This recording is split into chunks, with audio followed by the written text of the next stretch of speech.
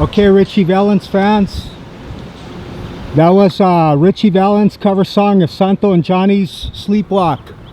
This is the church that held the Requiem Mass for the late great Ritchie Valens, who sadly passed away at 17 years old, along with Buddy Holly, 22, and JP, the Big Bopper Richardson. He was 28, the day the music died. They died on February 3rd, 1959. And the funeral, the Mass, took place here on a Saturday, which ironically was the same day in Lubbock, Texas, 1,500 miles east of here, is where on the same day in Lubbock, Texas, where Buddy Holly, his Requiem Mass took place. And they said in this bell tower during the Mass, in that misty, sad, cloudy day, these bells were pealing and ringing so that all of San Fernando Valley could know there was a passing of a great star who had such an all so short, abrupt existence, passing through the heavens and extinguishing out in a flash. Ironically, he was afraid of flying because the day that he was at his grandfather's funeral, while attending Pacoima Junior High School, two planes collided over his junior high school and killed a bunch of his friends.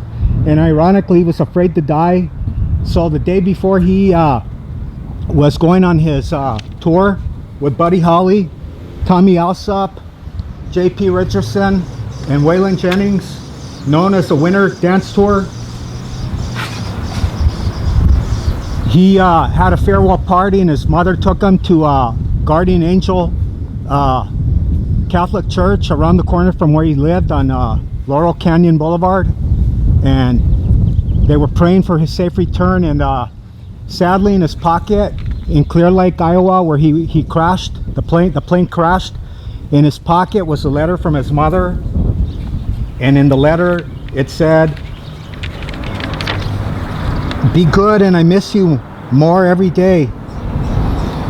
And sadly, the last thing he told Donna was, "Will you wait for me, Donna?"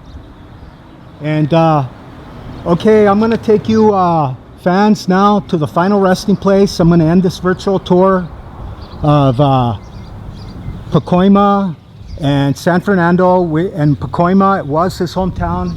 And I'm sorry to say to that fans that I made a mistake and I said San Fernando was his hometown. This is actually the city adjacent to Pacoima, which is located in the county of Los Angeles. So this is where he's buried. So I got a little confused about that.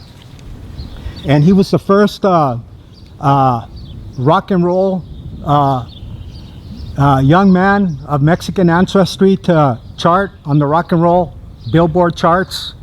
And when he died, Donna was at number 3, and it had already reached number 2. That was the highest it had ever reached. And at this church here, it was packed with 1,000 fans inside, and 100 fans stood out here in this rainy, misty patio right here. And on Remington Street, where his mother lived, Connie, and his brothers and sisters, hundreds of fans were on that street, which I incidentally just filmed. If you're following this tour, virtual tour. And 2 days later, they interviewed Donna. The LA Times and the Valley Times didn't even put it on its front page. They relegated it to the second page, and they said that at the time they didn't even know that he was a cultural phenomenon. They didn't even really take notice of rock and rollers at that time, much less a Hispanic from Pacoima. So if at all, at least he showed up on the newspaper, the Valley Times, in the second page, and the Los Angeles newspaper, the LA Times, came out 2 days later, and they interviewed Donna Ludwig, the love of his life. Okay, fans, let's go now on this. Let's end this virtual tour. And man, this guy, he inspired Jimi Hendrix, if you can believe it, Carlos Santana. And if it wasn't serendipitously for that young girl to have recorded in December at Pacoima Junior High, his live show.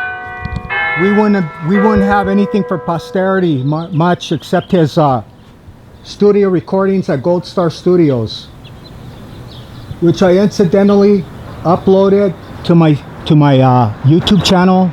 If you're at all interested, I recorded the former site of Gold Star Studios. Okay, thanks a lot. Let's go now to the final resting place of the late great Ritchie Valens. 17 years old. May he be in a better place. God bless him wherever he's at.